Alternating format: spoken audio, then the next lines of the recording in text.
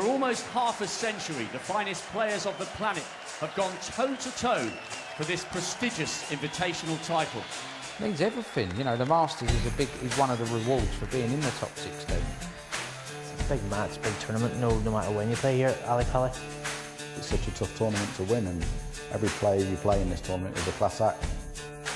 It's a great atmosphere, great vibe, great buzz, and it's great to be part of it. There's nowhere bigger, there's nowhere more glamorous. This is snooker's arena of dreams. It's just important to keep your head out there and try and enjoy the battle.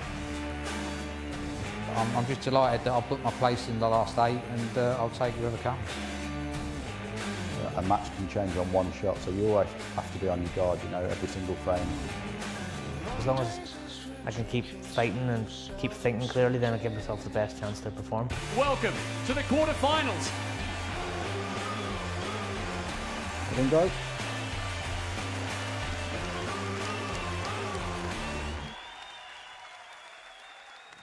Good afternoon. The quest to win the first Triple Crown title of 2024 continues here at Alexandra Palace. This is the view from the corporate hospitality area, high above the table, and the options here are very tempting. Sadly, I'm going to have to plump for this one for now. The options out there are rather tempting too, with our 2 remaining quarter-final ties to be played this Friday afternoon and evening. This evening, it is the 2 marks, Messrs Allen and Selby, and this afternoon we've got the return of the defending champion Judd Trump playing Ali Carter, who got so close to winning this 4 years ago. All of those guys are bidding to join Ronnie O'Sullivan and Shaun Murphy in the semi-final lineup tomorrow afternoon. Shaun got over the line last night, producing some magic along the way. It really was vintage stuff from Murphy against Lisowski. There was a lot to cheer for him. In fact, it was so good, I'm going to have to cheers it with that. It's absolutely magical from Ronnie O'Sullivan. Absolutely brilliant. And the crowd, that's what they came to see. And that's what they've got. Spare a thought for Barry Hawkins. He came out today and just never produced anything like his game. But Ronnie O'Sullivan, what a finish! I feel bad because I know Barry's been playing good, and you know, if I'd have bought any sort of game today, Barry would have definitely raised his level and played some good stuff. But yeah, and I've just got this ability to sometimes just make people play poor when I play poor, you know. That's not horrible. That's an unbelievable pot from Shaun Murphy. What a finish to an absolutely brilliant match. Joe's delighted with the win. You know, the last couple of times I played Jack, you know, he's beaten me and beaten me well. Tonight, you know, I went out there trying to just play my game, just take care of my business, and rather than worry about him, try and make him worry about me. You know, for most of the match, I felt like I was able to do that. And so that marvellous Murphy win has answered the quarter-final questions in the bottom half of our draw. It's Murphy who will meet O'Sullivan tomorrow afternoon in the first of the semis. It's been 5 years since Ronnie last reached the semis here, and 4 years in Shaun's case. And today we're going to sort out the remaining quarter-final business in the top half of the draw. We've got 2 former champions, Allen and Selby, from 7 this evening. And right now, it's the captain Ali Carter who's attempting to derail the defending champion, Judd Trump. And this is the prize that they are playing for this week. It will be claimed on Sunday evening. I did manage to bring you a little Brucey bonus. Did you get these? I did. Was it a free bar? It was indeed, John. I hope there's more than just orange juice in it. I'm saying nothing, Kenny. I'm saying nothing. How much have we been enjoying these quarter-final contests so far, Ken? Fantastic. I mean, O'Sullivan Hawkins, it wasn't the best standard. You know, Barry, you know, missed a lot of chances. But, I mean, what a finish from Ronnie O'Sullivan. I mean, that clearance was like top drawer. The red he produced, one of his shots in the championship so far. And then the Murphy-Lisowski match last night, what a finish of that as well. Great standard. OK, so here we go today. How fortunate do you think Judd Trump will be feeling about actually being in this stage of the competition? He left it very late against Karen Wilson. Yeah, ordinarily you would probably think that, but it's becoming less fortunate because he tries so hard. He's found a way to win when he's not at his best. He did it here to win the tournament last year.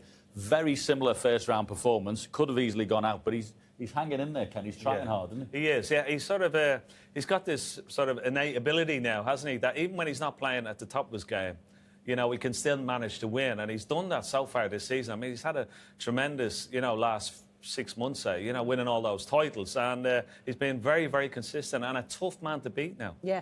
Ali Carter is the only man left in the draw who has yet to get his hands on this. He got awfully close against Stuart Bingham in that final 4 years ago. But from what you've seen of him, how strong is his challenge this year? It looks so solid. Yeah, it's the first round match and the result against Mark Williams that makes you look at the page and go, wow, that's great, because he's had trouble with Mark playing, and Mark's such a brilliant match player. You know, similar to what we're saying about Judd, when Mark's not at his potting best, he can still make it very difficult. That's a really tough match to get through. His confidence must be sky high after that. Absolutely. OK, well, Trump and Carter have already met on some very, very big stages over the years. In fact, they've already played out the final of the Wuhan Open last October this season. And so familiarity breeds respect in this case.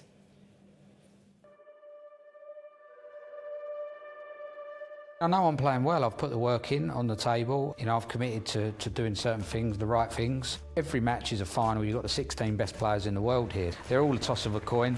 I just hope that I'll be standing here come Sunday night.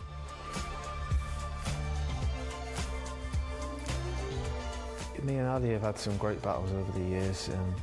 Some good battles in the big events, and he's a real fiery character, and I think that's what makes it such a good game. Oh, he's a great player, isn't he? He's a great winner. He finds a way to win when he's not at his best, and that's what great champions do. He's very tough to play against. He loves this kind of arena. He's reached the final here before. He played great in his first game, and I'm sure he's up for the challenge. Well, fascinating to note that they have played 10 times previously, and it's 5 wins each. And obviously, that was the big one in Wuhan. In fact, Ali had a good lead in that one, didn't he? It was a really interesting match. Yeah, it was. And Trump, I mean, he went on that roll, didn't he? And that was one of the tournaments. But Ali Carter, yeah, he's a great competitor. He really is. He's got a wonderful cue action. He's a real fighter, you know, and you know what you're up against when you're playing him. But when he's playing well, you know, he really controls that cue ball lovely. He's got great power in his cue as well. You know, he can play the power shots, and he's great to watch. Yes, indeed. Well, that Wuhan Open final was part of that amazing 3 wins in a row in October, back-to-back-to-back titles. What does he need to rediscover effectively from that kind of streaky run here at the Masters? It is very difficult to keep that going. I mean, it's remarkable anyone's winning like consecutive times. Win 3 on the spin is just like nearly unheard of in these days. So, not surprised there was a little bit of a blip afterwards, but I think one good performance with a real match where he makes lots of century breaks and he plays nearly perfect snooker will kick him on again.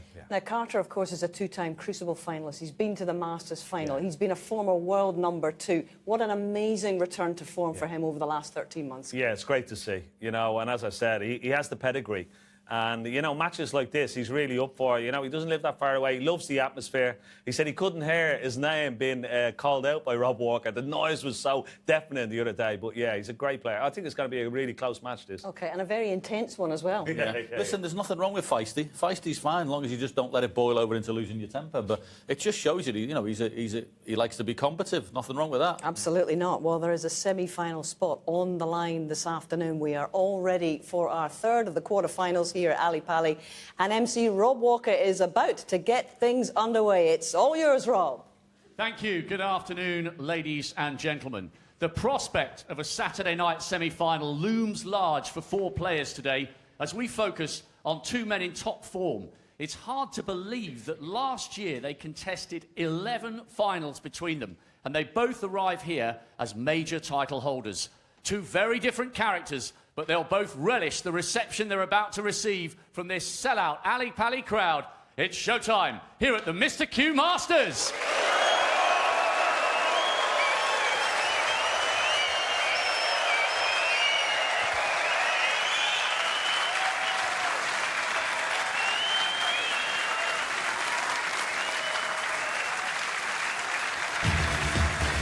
Please welcome a player of immense tenacity on and off the table. The former finalist is back in the quarters after a magnificent victory over Mark Williams. Multiple world runner-up, reigning German Masters champion, the captain, Ali Carter.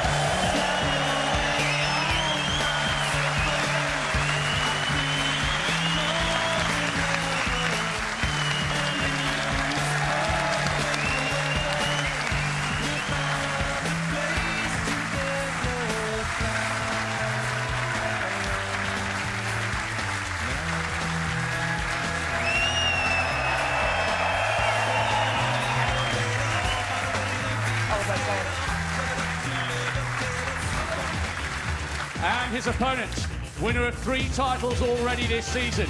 Here after a final frame decider against Kyron Wilson, the most decorated left-handed player in history, and the reigning Masters champion, the ace in the pack, Judd.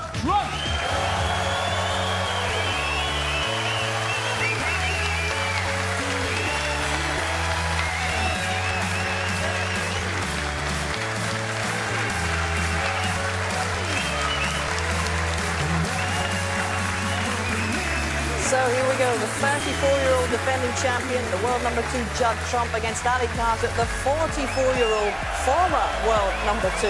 Now back in the top 10 and very much on the up again. Primed and ready to call this.